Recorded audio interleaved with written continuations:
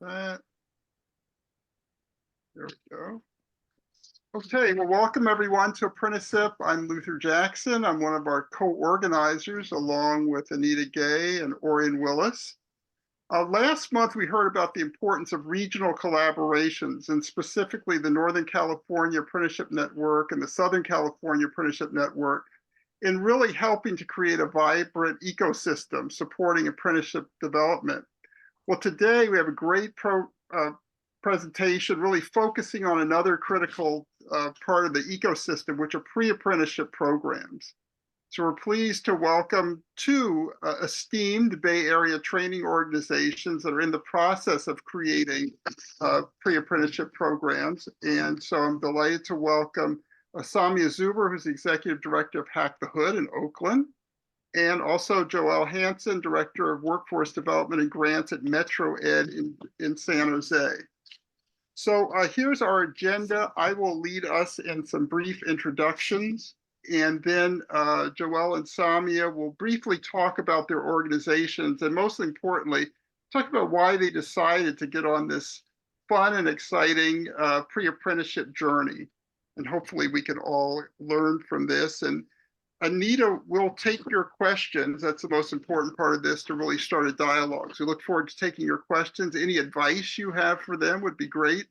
And then Anita will wrap up the conversation, and everybody will be on their way by 5:30.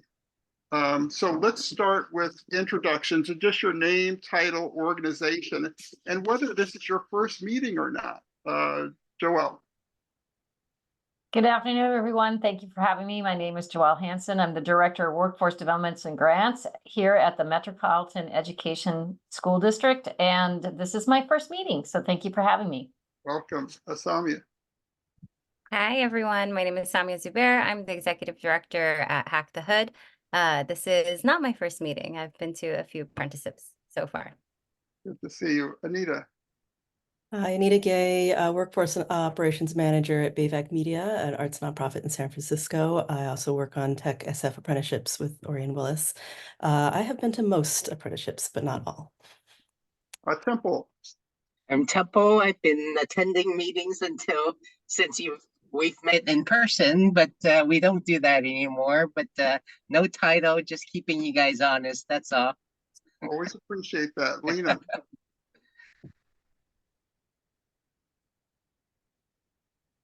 Lena, you there? Okay, we'll move on to Orion.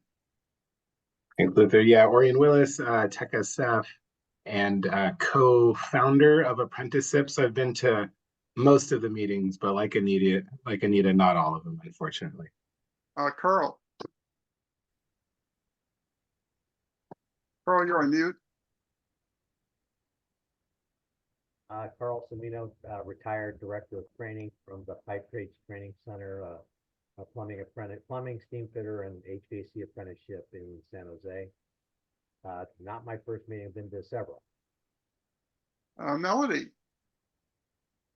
Hi all, I'm Melody. This is my first meeting. I work on HubSpot's workforce development programs, providing micro internships in the tech space, specifically marketing, sales, AI. You may recognize my colleague Cheyenne Boyce. And yeah, excited to be here. Thanks for having me. Yeah, thanks for joining us. Rick. Hi, Rick Rafey. I'm in Santa Clara, and I'm involved. I'm coming from tech, but helping people get into tech apprenticeships, working mostly with a company called Creating Coding Careers that's been presented here in the past. And I actually did a project with Metro Ed in my last consulting activity around cybersecurity, and I'm a big fan of what they're doing. And I'm getting to know Samia as well. So I'd be happy to be here. And I've been to a number of these meetings. Great. Let's see, Yasmin. Hi, my name is Yasmin. This is my first meeting. I heard about it through Anita. I work at BayVac Media in the Youth Programs Department, specifically as the program manager for our East Bay and Real Stories programs that teach film to girls and gender expansive youth. Great to have you. Deborah. Deborah Shepard with the South Bay, that's LA South Bay, Workforce Investment Board, and I've been to a few of these meetings, know Luther and Orion for quite a while.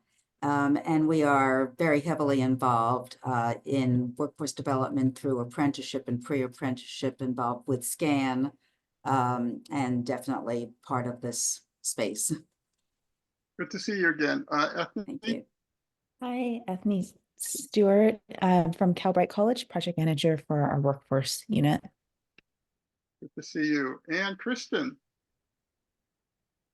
Hi, everybody. Sorry, I didn't realize my camera was off. Kristen Wolf, I'm with Social Policy Research. I come as often as I can. And this is a great way to end today. I'm just like, oh, all my favorite organizations. So really good to see everybody. Yeah, great to see you. So just one ground rule. Please use the raise hand function if you wanna chat, and I will definitely recognize you. And without further ado, Joell or Samia, whoever wants to go first, and we'll kick it off. Rochambeau. I can go, no worries. Go for it. Okay, I'll get it started. While I pull this up, I will just say thank you so much for having me today. Apprenticeship has been super helpful to me personally in this pre-apprentice planning journey. As Rick mentioned, I've connected with Creating Coding Careers. I've connected with Orion and Tech SF. We're fortunate to have Luther on our board at Hack the Hood. So this has been a really great community to really learn more about what's happening in workforce development. So I'll really quickly go through who we are as an organization. Here we have our mission, but at the core, we're an Oakland-based nonprofit that delivers free tech education programs to Black, Latinx, Indigenous, AAPI youth while centering racial equity and social justice through the entire process. So initially, Hack the Hood was founded back in 2013. 2013. We celebrated our 10-year last year, so 2013. And it started with teaching students how to use platforms like Wix and Weebly to build websites for small businesses. In 2021, Hack the Hood really shifted its focus to increase the technical rigor of the curriculum and delivering programs that provided hard coding skills so students would be able to move on and build on those skills and hopefully have better educational and employment opportunities in the future. This is our small but mighty team.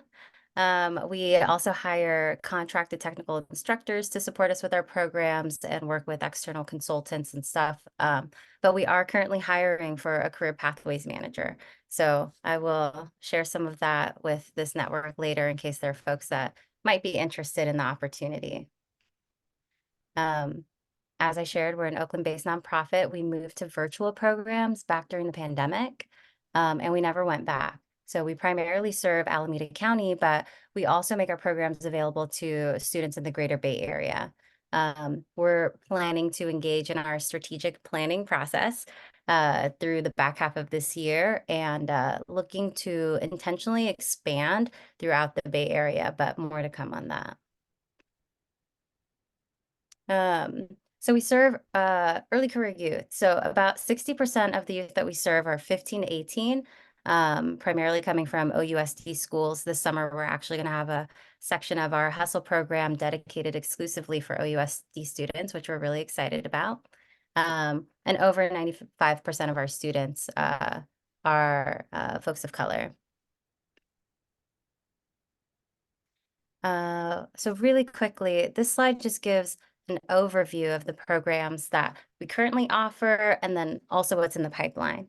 So the top track is what we currently have in place, and those are programs that are focused on Python and data science. And then the bottom track are focused on web development, and we're planning to deliver the first web development program in 2025. So Hustle is our intro program, no experience necessary, just an interest, and then Build is the next step after Hustle. If folks are coming in with some experience, they can meet us in Build. They don't have to go through Hustle. And then both programs are 12 weeks. They include career exposure opportunities. We talk about socio-technical curriculum, which I think is on my next slide, so I'll save that. And students are paid to participate. So they receive $500. They also receive a laptop for participating in these 12-week programs. And then we also have a 12-month program in partnership with Laney Community College. So in that program, we have about 15 students, and they're pursuing a certificate of achievement in data science. So it's a smaller cohort, and they receive college credits for taking Hustle or Build with Hack the Hood. There it is. Okay. So this slide talks about our Tech for Justice curriculum, which we believe is our secret sauce at Hack the Hood. So this is, we believe that we offer a lot more than just coding skills. So our curriculum integrates racial justice topics and really encourages students to learn how to use technology in addressing social problems. So here you have a few examples: facial recognition, algorithmic medicine, and speculative fiction. So these are different modules that are offered embedded in our Hustle and Build programs.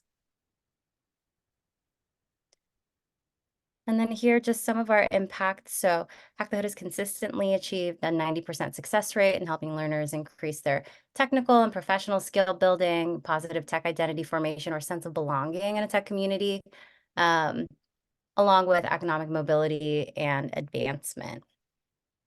And the last slide that I put on here is our why, because I think that this kind of opens up the conversation for Hack the Hood's why for pre-apprenticeships as well. In the program slide, you see the 3 programs that we currently offer, the 2 tracks, but the question that we've been grappling with at Hack the Hood is really like, what happens next, right? So our students go from Hustle, they take Build, and then what? So how can we really cement our role in this tech ecosystem of workforce development as Hack the Hood and build strong pipelines and relationships to different employment and educational opportunities for our students? That's it for my slides. Luther, should I talk more about pre-apprenticeship stuff now, or should I wait? I would just, if you could just talk, just very briefly, just talk about my question that we talked about earlier was, things are going well, you've had success, why try something new? What's really driving you toward pre-apprenticeship? Yeah, so things have been going okay. Our programs have our programs have stayed consistent and really delivered strong outcomes. And we also have been faced with different internal challenges over the last year or two that really stifled some of our growth and development when it came to our career pathways. So we're refocusing and we're looking to expand our career pathways beyond our programs. And pre-apprenticeship seems to be a route that makes a lot of sense for us as an organization. From a learner perspective, kind of like I shared, we want to make sure that we're offering strong pipelines of opportunities to employment and future educational opportunities for our students, and really find a place for Hack the Hood in this ecosystem of workforce development. And it looks like our Hustle and Build programs really mirror what pre-apprenticeships for tech can look like. So it makes a lot of sense for us as an organization. I think it makes a lot of sense for our students. From an organizational sustainability perspective, we're also thinking about how to diversify some of our revenue streams. So to be able to dip into some of the government funding for workforce development as well. Yeah, those are the primary reasons that come to mind for me around why pre-apprenticeships. That's great. Thanks so much, Joelle. Hi, welcome everyone. Let me get my screen sharing for a second here.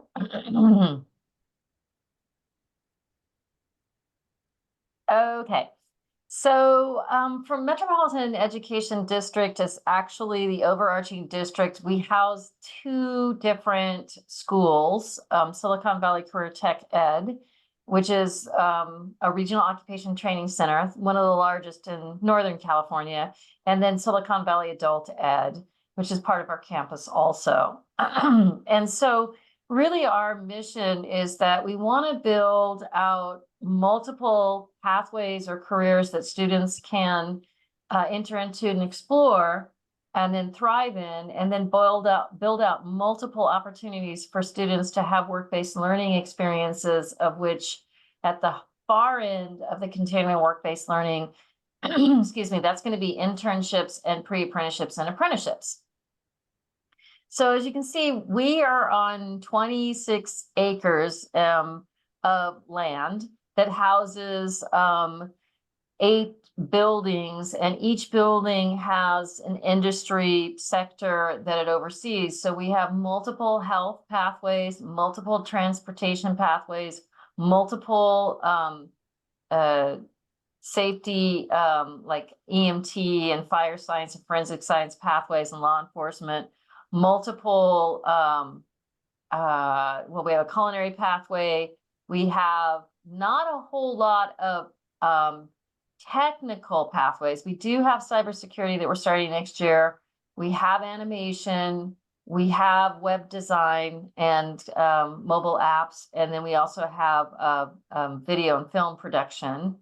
And then a lot of our trades, construction, HVAC, metals technology, and electrical maintenance. So 25 pathways in all.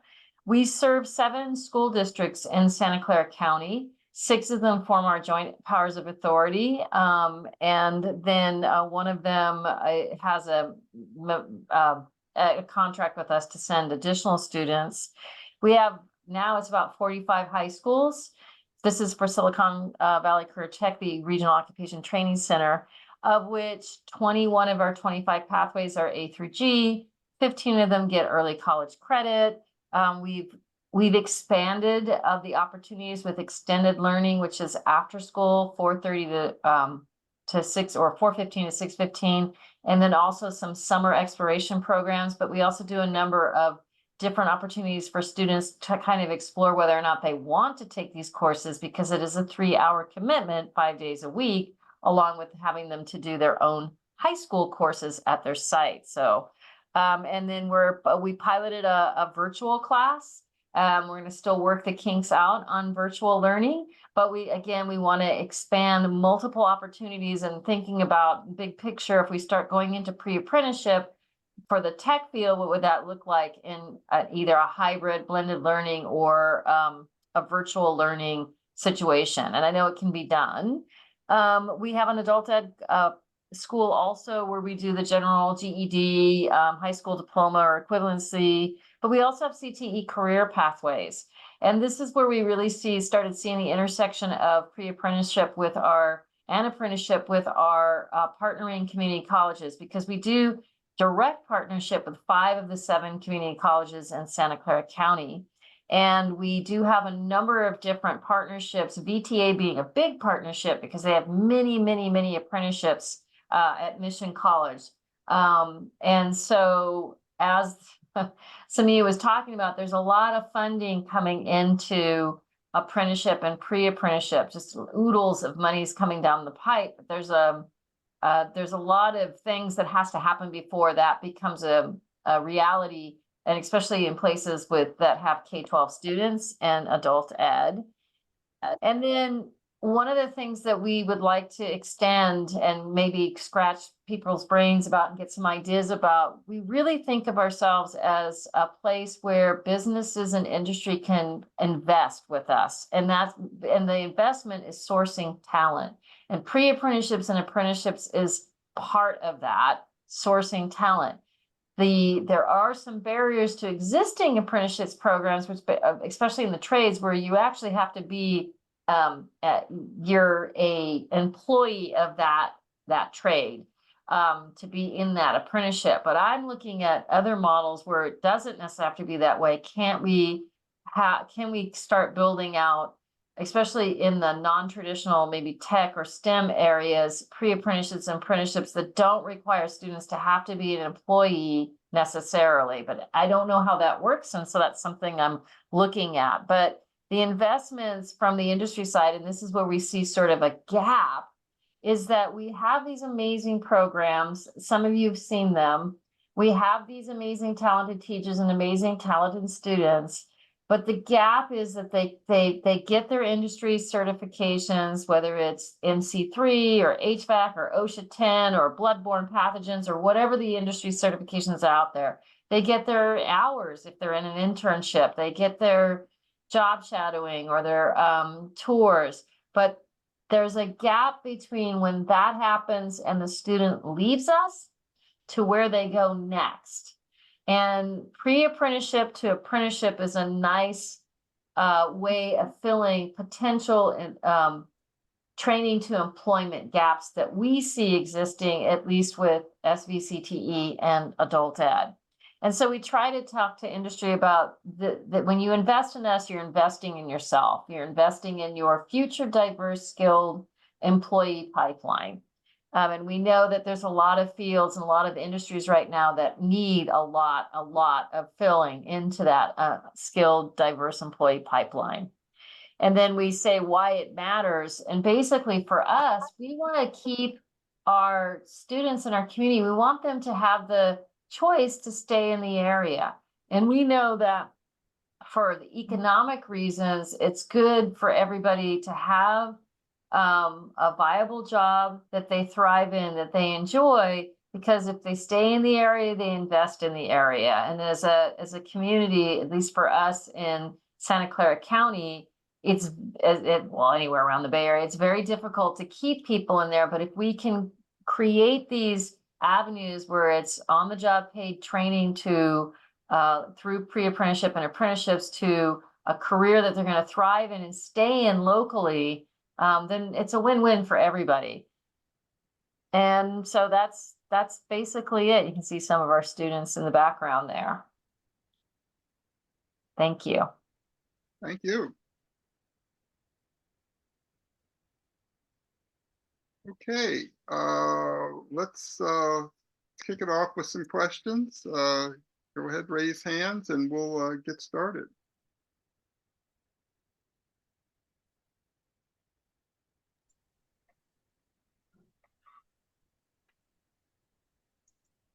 Anita. Hey, my cat just walked by. I am curious to know if either of you are where you are in the conversation around registered pre-apprenticeships versus non-registered, or if that's part of your conversation. Because I know where I work at BAVAC, we're kind of starting to navigate the pre-apprenticeship world. And in order to get some of that funding that's coming down the pipe, you need to be a registered pre-apprenticeship, but then that requires attaching your pre-apprenticeship to an existing apprenticeship pathway. So I'm just curious to know where you all are in those conversations. Great question. Go ahead, Samia. I'll go after you. Okay, I'll go.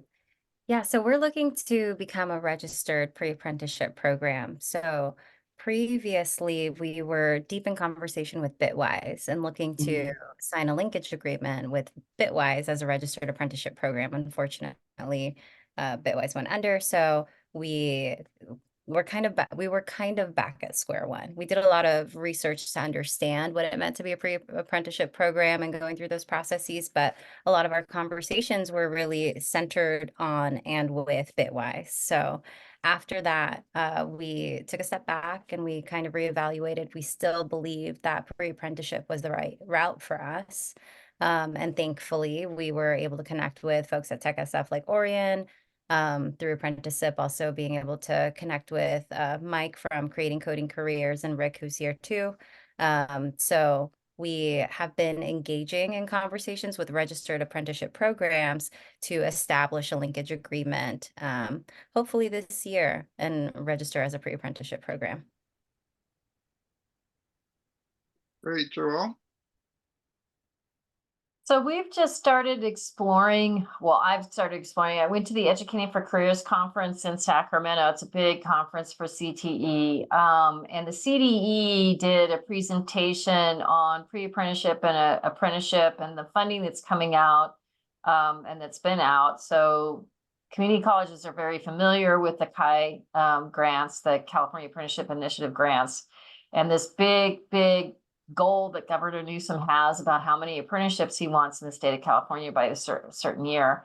For us, we've really been focused on internships, which is easier to do because you don't have to, it's basically more of having a business partnership with local industry and primarily It's who the teachers know.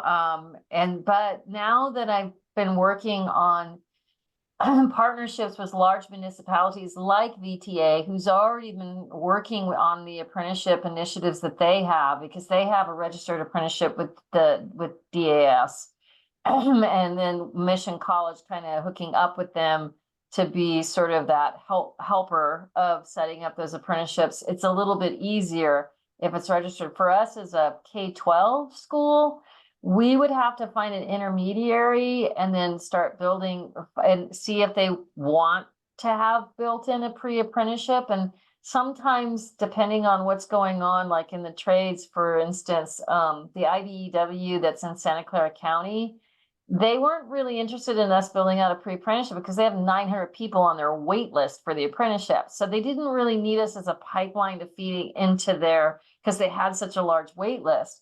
But there may be other areas or other industries that do. So we're kind of in the infancy stages of looking at it. But I do think it's important to have that as another option. It's just, I know that you have to have a willingness of existing apprenticeships to sponsor and then have that intermediary to build your pre-apprenticeship with it. Because the monies that are coming down the pike from the government as far as I can tell, they rely on you being a registered apprenticeship, and your pre-apprenticeship needs to be adjacent to that registered apprenticeship to get the funding. So I'm curious to know more about the non-traditional sectors in apprenticeship, which moves away from the internship model to a more structured, in my opinion, it's a more structured curriculum. And that's kind of where we're at now, but I think it's important to have opportunities. And for us, we have pre-apprenticeship at the high school, Regional Occupation Training Center, and also adult ed to build to an apprenticeship. So we have quite a few students that could feed into that. Thank you. Temple, and then Orion, and then Rick. Oh, I withdrew my question. Okay. All right. Orion. Yeah, I guess I'm curious about, Joell, like, targeting employers in the region, maybe in like advanced manufacturing or maybe the microelectronics sector, to invest in machinery where they might help train their future workforce with you all through some proposed pre-apprenticeship program. I know that they have these models in other parts of the country as well as other countries where traditional schools can't afford the technology to train their students on the kind of cutting edge stuff, but they partner up with the private sector to basically create like a sandbox where their students are kind of leading some of that R&D. But I've just seen that, I've heard examples of that working elsewhere, and I'm wondering if that's something you've considered. Yeah, we actually partnered with Silicon Valley, Goodwill Silicon Valley and San Jose Manufacturing. We have a CNC machining class that sits dormant, and it's got all the up-to-date equipment. It's got the computer-assisted design. It's got everything you could ever want. It's a shame. Part of the reason that it was sat dormant is because the biggest issue that we have is trying to find an instructor, because we don't pay what industry pays because we're in education. But we did have a CNC machining class that was run by Goodwill and San Jose Manufacturing, and they basically leased out our classroom. And then we helped, because Goodwill Silicon Valley has eligibility, requirements. So they had funding to get the cohorts trained, to pay so it's paid on the job training or paid training. The issue that came up is they had to let go of that program. My understanding is because they couldn't place them. So they would go through the training, they would get paid in the training at our site with the industry, very, very put together classroom. If you've been in our classrooms, they're massive, but they couldn't get the industry partnership. since then, I didn't realize that. I reached out to somebody at Tesla because I said, is CNC machining not a thing anymore? And he's like, oh, no, we need this. We need a machinist. We need people to work on the machines, and we need people to run the machines to make the parts. And so I'm trying to kind of partner with them on that. But they're not, I don't think they're unionized. And so it's just finding the right fit and the people that have existing apprenticeships that we could tap into and tag on to. But any suggestions, please pass my way. Yeah, I'd love to connect offline because one of our previous guests at Apprenticeship, the Semi Foundation, they might be a really good organization for you to connect to. They're looking to kind of grow their presence here in the Bay Area in that industry. And then similarly, I think like those training centers, a tech lab, right? Like there might be some connection between you and Samia where you're like, you know, this would be the value add of having a tech center on campus as well. So just kind of throwing ideas around. Great idea. Thanks, Orion. Rick. And well, it's great to hear the interest in registered apprenticeship programs, especially since I'm working with creating coding careers, and that's something that we really feature. I also, you know, Joel, when we started working with you guys in my last project on the cybersecurity, you know, one of the beautiful things is all those buildings, and you can go in and do construction, or you can, you know, be on a real fire truck and such.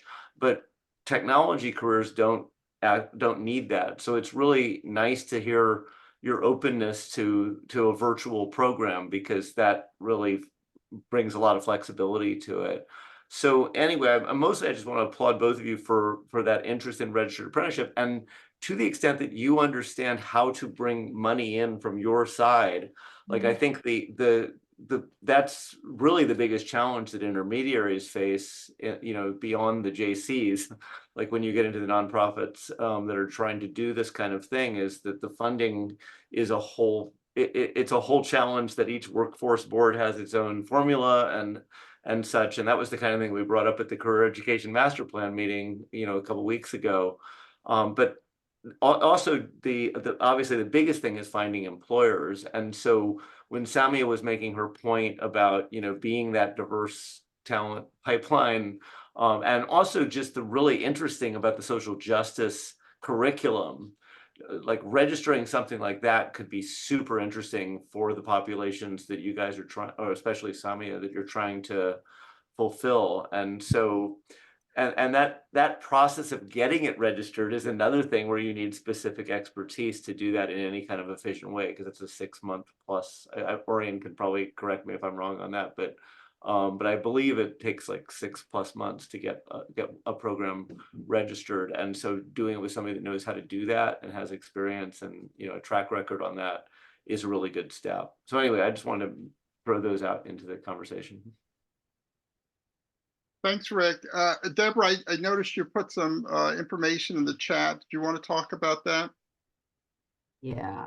Yes. Yeah, I put in the grants that both we have gone after that are statewide, as well as some of the folks in SCAN that have, that's on the second tab, that have open grants. And, you know, you talk about sources of funding. Most of them, you'll notice, are on the registered apprenticeship area. As I put in there, pre-apprenticeship is really a challenge when it comes to funding. The way that we've been able to find funding in pre-apprenticeship has really been more local. So through the Irvine Foundation, through an aerospace foundation, where it was relegated, though, to specific target audiences and specific areas around here, but here being the LA County or Orange County areas. However, we do serve as both a hub, a technical hub, to help anyone in the state, as well as to help you connect to registration. It can take 6 months, it shouldn't. But, you know, people like Orion and Luther, and we, you know people that can make things happen. The key is getting the employers to be your champion. You know, preferably more than one employer to be the champion, to show what's different about it. We do focus on non-traditional apprenticeship. So basically that's everything but the trades, but construction, trade and safety, but everything else. And the main areas that we have gone into, we call them flex programs. So Aeroflex, Space Flex, which is new, Bioflex, which is basically life sciences, Health Flex, because it is a different audience, AME Flex, Arts, Media, Entertainment, and IT Flex. So yes, as everyone says, the challenge is having employers understand and getting them to the table and having them understand the benefits. But if you have something on the table, whether it's working with CHI grants or whether it's working with state grants or whatever it is, Science Foundation, Strong Workforce, whatever it is, the idea is to braid those functions. The new Joell ABA grant that we've applied for, as many others have applied for, we have applied on actually a national level, but that would include more money for pre-apprenticeship to help, support those areas. So just to give you an idea of what is out there, and between NCAN, Northern California Apprenticeship Network, Southern California, I think you can dial in whenever you want to either of those. Hopefully that helps. Thanks, Deborah. That's great. Samia, I have a question for you. So you talked about one of the opportunities here with going the pre-apprenticeship route is you want to be more part of the kind of the apprenticeship ecosystem. And could you talk about kind of the value of being in part of the ecosystem, maybe more of a solid and transparent pathway for the learners is what you see as what benefit that our learners get from that? Yeah, and that's truly it. So being able to have a solid pathway into employment. I think Joel talked a lot about the value of being able to stay here if you want to stay here, access to employment opportunities and high wage work that allow folks to stay in the Bay Area. So I think that's a key thing. We have had trouble in the past securing internship opportunities and employer partners. And we also believe that being a part of something bigger will allow for stronger partnerships and alignment with employer partners. So that's the hope. We're still kind of learning and understanding how Hack the Hood fits into all of this. I wanted to say one thing about the employer piece because applying for the COIA grant was probably one of the best things that we could have done, whether we get the money or not, because it forced us to really think through who we're working with, who we've been talking to, how do we actually put some of that on paper, how do we move the conversation forward versus just exploratory conversation. So I want to just say that piece for anyone who's thinking about going into the pre-apprenticeship space, because that really cemented the direction for us and allowed us to even turn to the employer partners that we've spoken to. We ultimately had 3 letters of support from employer partners who we've talked about apprenticeships with. So it's really now opened up the door to approach them again and have deeper conversations around what that looks like and how do we move forward? That's great. Thank you. And Deborah has a question, Samia, for you. I would like you to talk about how you recruit participants of various age groups. Sure, yeah. So we recruit at OUSD a lot. We're based in Oakland, Alameda County. So we'll do like recruitment fairs, we're on site, teacher presentations, classroom presentations, connecting with work-based learning leads across the district. We recruit outside of OUSD, other school districts as well, community-based organizations. We also do social media campaigns. We use our internal listservs, newsletters, things like that. And when we have capacity, we'll actually do on-the-ground recruitment. So print flyers and put them in places like the barbershop, the laundromat, coffee shop. Where do you find folks who are actually disconnected from educational opportunities or not affiliated with any community-based organizations? So we try to diversify our approach to recruitment. And then I think word of mouth this past year in particular has been very powerful. But we hope to also start recruiting outside of just like the 16 to 25-year-olds. A lot of the times it's like, oh, my aunt heard about Hack the Hood from this and she sent this to me and told me to apply. So we're also looking at broadening our recruitment strategy. That's great. Carl, I see your note in the chat. Do you want to talk a little more about that? Oh, I just wanted to throw it out there that one of the groups I sometimes consult with is 66 Training Dam at Montoya, and he has done some consulting with Mission College and to create a mechatronics apprenticeship at Applied Materials. And currently, he's working with the Evergreen Community College for a janitorial one. He's having some success there, and if people are interested, maybe Joel, you might want to talk to him about how to create the apprenticeship. It'd be a good resource for you. Working on it with Jim Burnham, who's the mechatronics teacher here. And of course, Jeff over at Mission, definitely. Not just mechatronics, but even you were talking about the problems you were having with partnering with the building trades because they already have these long lists. But the one thing they don't have is enough participation with women in the trades. And you help them with those goals, then they're definitely, I could see them being willing to work with you.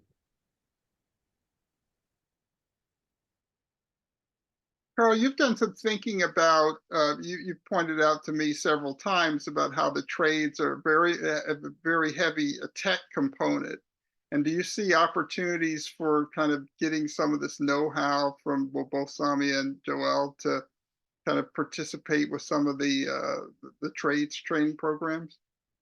Well, construction is really embracing, especially the industrial and commercial and heavy industrial construction is really embracing technology. There's in fact, just before I retired, a couple years before I retired from the Pipe Trades Training Center, we hired a construction technology coordinator just so that we could stay abreast with all the changing software programs. There's PlanGrid, there's Bluebeam, there's AutoCAD with BIM software. There's robotic layout systems. Recently, I just came across one, I can't remember the name of it right now, but there's a system that's just coming out now where before the project is built, someone walks the site with a GoPro on their hard hat. And as the site's being built, they're continuing to walk the site each day.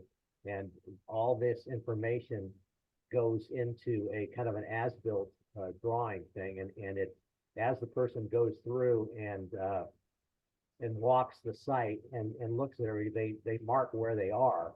And so when somebody wants to see how the site is developed, they can actually see that by going on the blueprints in CAD and clicking on a wall, let's say, and they'll be able to see the wall, the area before the wall was built, when it was rough framed, the wiring and the plumbing and whatever else that went into that wall. Then after it was sheetrocked, and you can see the whole development of the building. So the amount of the tech that's going on right now in construction is crazy. That's great. Thanks, Carl. Paula, did you want to ask your question that you put in the chat? Sure. Yeah. Hi, everyone. I work with Anita at BAVAC. I was just wondering, DOL has had the women, and I cannot remember all of the acronym, but it's non-traditional occupations. And it has seemed very construction, kind of heavy healthcare. Just wondering, we've applied a couple of times unsuccessfully. We have a hard time making their desired metrics align with the amount of investment that it takes for us to train folks. And so I'm just curious if anyone has gone for it and if anyone has any thoughts about that particular apprenticeship opportunity. it's both pre-apprenticeship and apprenticeship. Carl, did you have a response?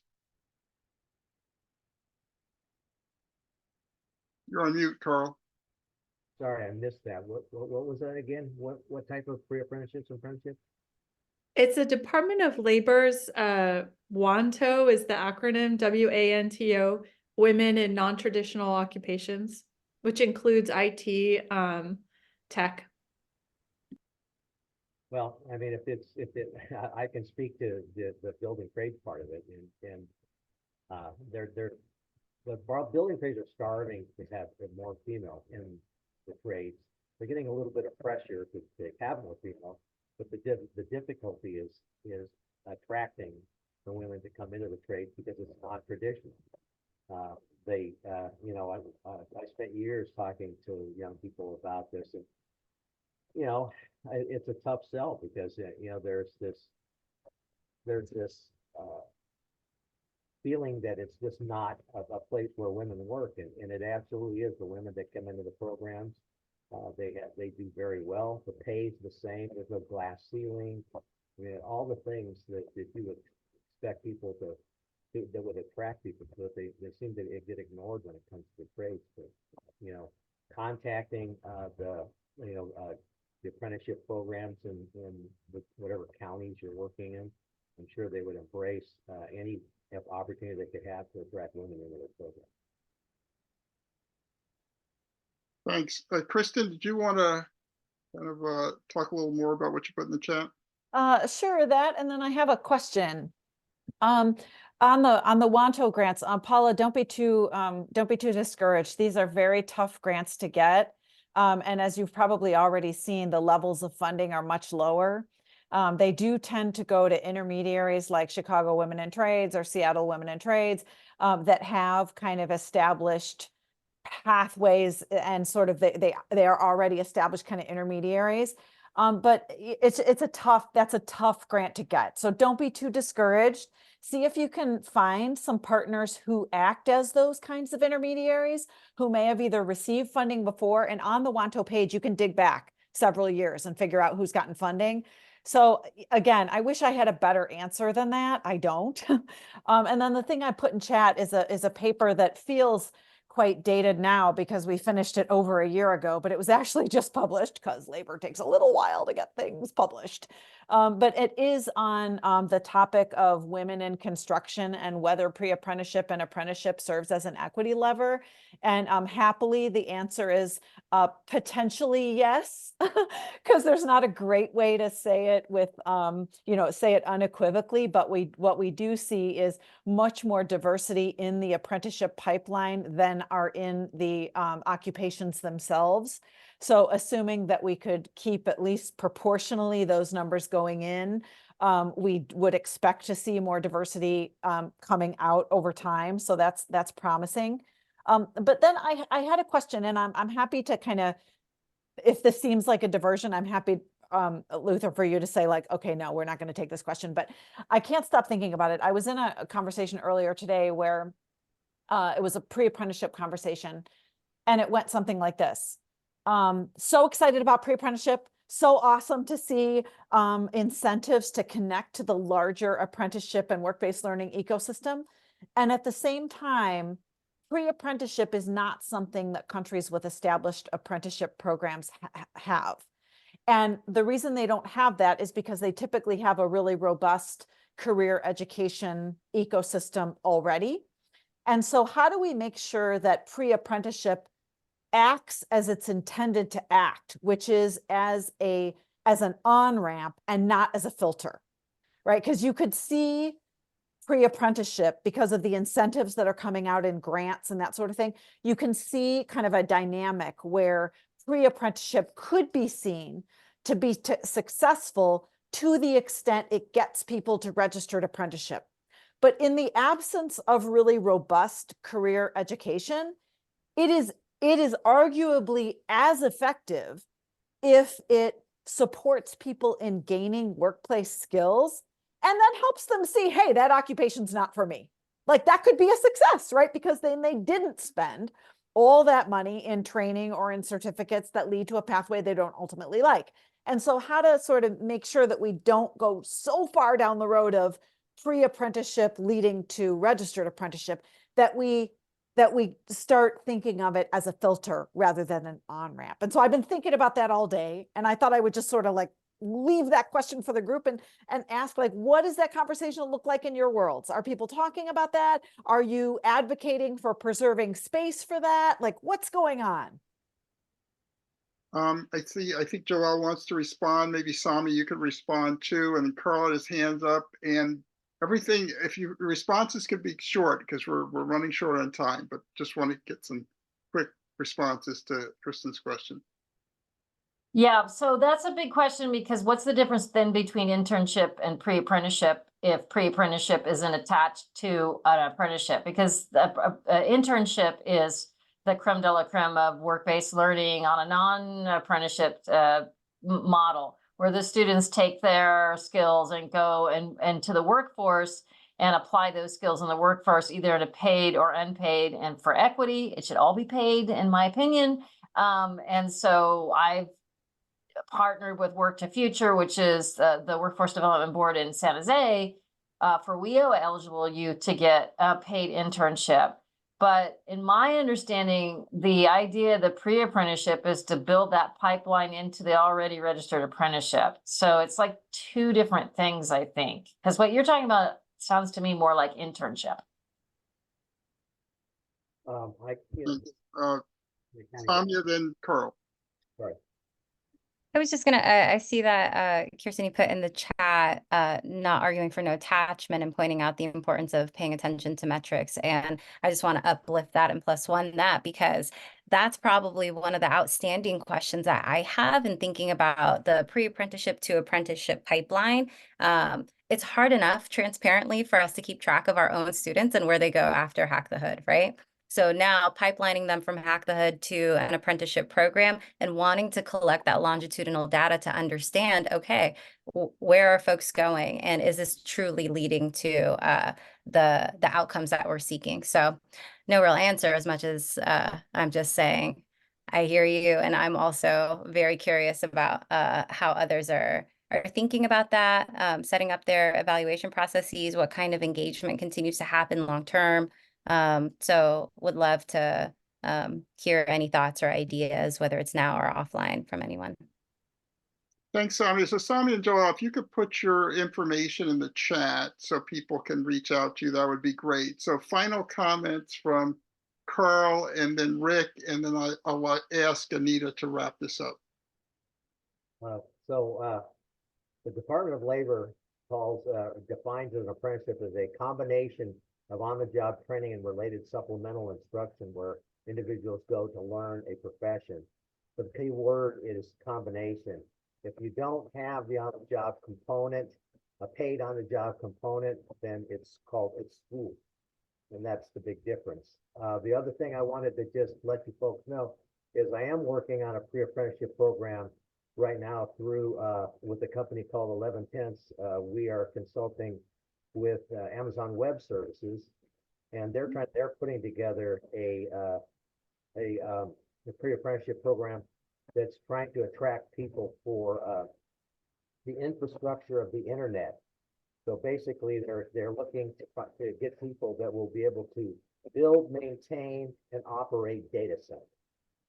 And so, that's just like another thing I think that kind of strikes a chord with a lot of what this discussion went with. And that's through 11/10's Ray Kaup is the fellow that's spearheading that. Great, Carl. That's great. Rick, quickly, Carl, if you could respond in the chat to Kristen's question, and then Anita. Go ahead, Rick. Yeah, just really quickly, a key part of pre-apprenticeship is actually the filter, the filtering of the screening. I mean, the sort of virtue or the value for the participants is they get all this learning that one exposes them to the field that they're interested in, and hopefully it's free for them. But really only a small number of those people are going to make it into an apprenticeship by nature of the limited amount of apprenticeships that are available. And it's really that participation that is their opportunity to shine and make it through that filter, but I think it's really important for people to realize that, you know, the pipeline is going to be small for a while. And so by knowing that as they're going in, that if they really show, you know, commitment, they are going to stand out in many cases. And that's exactly the grit that a lot of people are looking for. And that's a big part of the pre-apprenticeship from the consumer of it angle. Thanks, Rick. Okay, Anita, you're on.